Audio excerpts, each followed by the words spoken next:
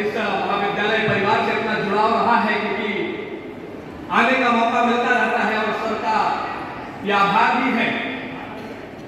बहुत थोड़े से समय में मैं बताना चाहूंगा कि युवाओं के सामने समस्या क्या है और युवाओं को किस चीज से निकल करके आगे आना है। तब रोजगार की बात करनी है, स्वरोजगार की बात करनी है, स्वावलंबन की बात करनी है, आत्मनिर्भर भारत की बात करनी है। कहते हैं कि देश में एक प्रकार का रोना युवा रोता रहता है और कहता है कि बेरोजगारी है, बेरोजगारी है, बेरोजगारी है। तो उन पंक्तियों के साथ शुरू करूंगा कि हम युवा हैं, काल को भी काल से दिखते रहे हैं, देश का सौभाग्य अपने खून से लिखते रहे हैं। हम अगर जो ठान लें युग को नई तस्वीर देंगे, गर्जना से शत्रुओं का हम कलेजा चीर देंगे। और इस समय पूरे भारत में युवाओं का सबसे बड़ा दुश्मन कोई है तो वह है बेरोजगारी। और बेरोजगारी किस प्रकार की बेरोजगारी है? वो बेरोजगारी ऐसी नहीं है कि जॉब के अवसर नहीं है। बेरोजगारी हमारी मानसिकता की बेरोजगारी है कि हमारी मानसिकता उस प्रकार से वहां तक पहुंच नहीं पा रही है, क्योंकि इसी मानसिक स्थिति, इसी बुद्धि विवेक का प्रयोग करके हमारे देश का युवा इस देश और इस राष्ट्र को बेहतर बनाने के लिए, इस राष्ट्र को एक बेहतर संरचना देने के लिए, करने के लिए उद्यमी के रूप में आगे आ रहा है। इस कार्यक्रम का उद्देश्य यह है कि युवाओं के मन में तरह तरह के विचार आते रहते हैं। जब हम अपना पढ़ाई कर रहे होते हैं, कुछ काम कर रहे होते हैं, तो हमें लगता है कि पढ़ाई के साथ साथ समाज के लिए कुछ करने की चेष्टा होती है, क्योंकि हम कहते हैं ना कि लोग पढ़ाई करने को, पढ़ो समाज बदलने को। पढ़ाई का आशय तब तक नहीं है जब तक समाज को बदलने की हमारे अंदर जोश न हो, जज्बा न हो।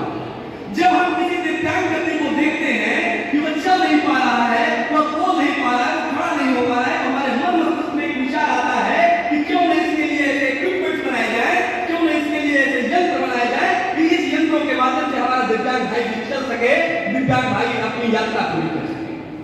जब हमारे मन में समाज को लेकर के अच्छे विचार आते हैं, इनोवेशन की बात हो रही है, नवाचार की बात हो रही है, अर्थात जो उद्यमी होगा वह रिस्क लेगा और नवाचार के साथ एक नई क्रांति लाएगा, तो फिर उसे बेरोजगारी का रोना नहीं होगा पड़ेगा।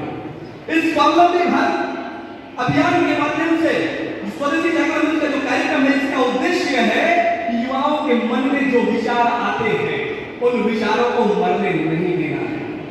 जो राष्ट्रीय शिक्षा नीति का उद्देश्य है कि मन में जो विचार आए उन विचारों को पल्लवित करना है, पोषित करना है, यह मान करके नहीं छोड़ देना है कि यह जो विचार हमारे मन में आए थे वह विचार मैं किसी के सामने प्रस्तुत करूंगा तो लोग हंसेंगे।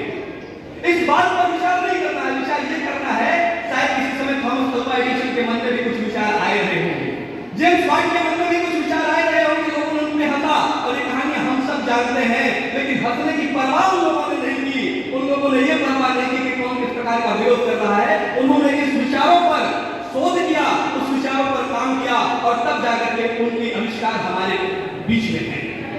कहते हैं कि necessity is the mother of innovation, अर्थात आवश्यकता ही आविष्कार की जननी है।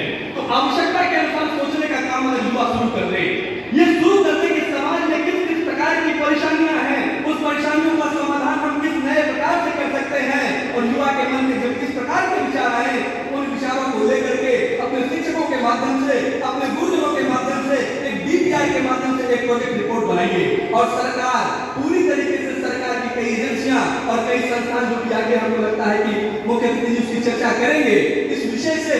और विचार मरते क्यों है? विचार इसलिए मरते हैं कि वह मान लेता है कि सोचने से कुछ नहीं होता, उसके लिए पूंजी चाहिए। वो पूंजी बड़ी आसानी के साथ मिल सकती है, बस विचारों को जिंदा करो।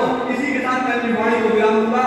युवाओं जागो, अपने विचार जिंदा करो, नए नए विचार लाओ, इस समाज में क्रांति इस प्रकार से पैदा करो कि हर समस्या का समाधान हमारे पास होगा। और भारत समस्या के लिए नहीं, समाधान के लिए जाना जाता है।